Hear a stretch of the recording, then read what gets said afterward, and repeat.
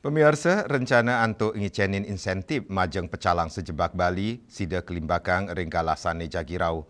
Pemerintah Provinsi Bali medue ancang program inucap wow sida memargi ring warsa kalih tali pitung likur utawi kalih tali ulu likur.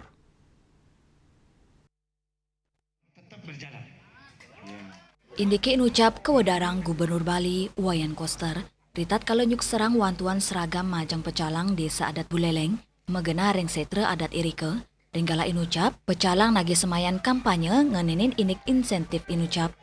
Distribusi nanti, kapan akan disampaikan? Langsung merek di pasar nanti.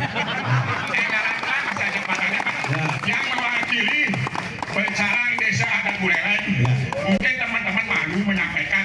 Jangan malu-malu kita sampaikan aja, mumpung Bapak.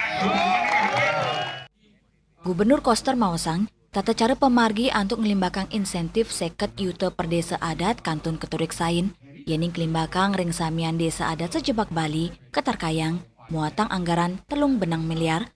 Koster Mausang, mewatasnya fiskal saha kewigunan anggaran untuk pembangunan infrastruktur strategis, termasuk proyek Sorkat Singaraja mengwitani, dados pemidabdap ngandeknya magiang insentif inucap. Pemerintah ngaptiang wusan proyek-proyek strategis puput, program insentif majeng pecalang di Gelis Kelimbakang. Ya Sariuli, Bali TV.